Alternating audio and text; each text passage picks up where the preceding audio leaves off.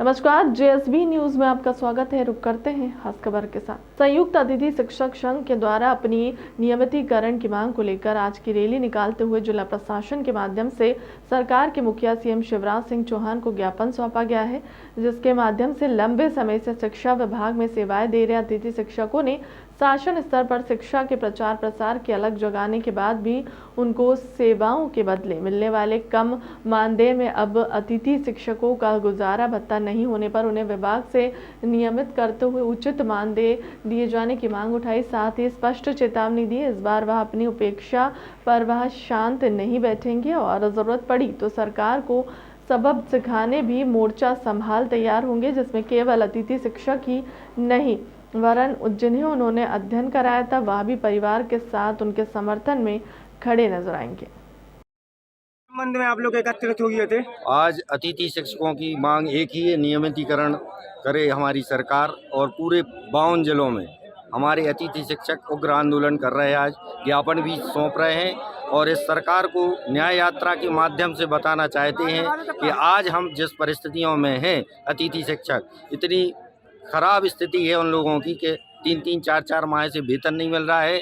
और पिछले 14-15 वर्षों से हम लोग निरंतर प्रयास करते आ रहे हैं, सरकार को आश्वासन पे आश्वासन देती जा रही है, लेकिन हमारा नियमितीकरण एक भी बार उन्होंने नहीं किया। क्या दिक्कतें बन रही हैं अतिथि शिक्षकों के साथ? अतिथि शिक्षकों की समस्या एक ही है कि बार बार हम लोग उनके पास जाते हैं, सरकार हमें आश्वासन देती है, उसका निराकरण आज तक नहीं हो पाया है।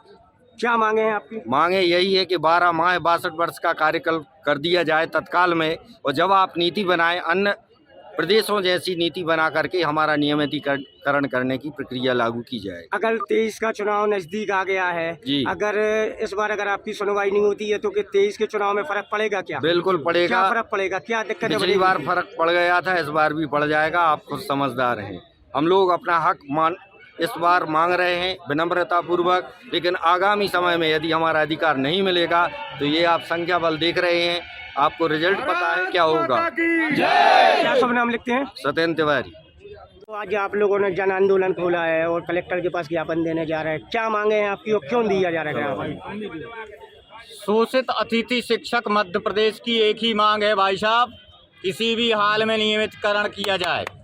लगभग 15 वर्षों से मध्य प्रदेश के शासन के स्कूलों में बदतर जो शिक्षण व्यवस्था थी उसको हम लोगों ने अल्पमान वेतन पर कार्य करके पूरा किया है।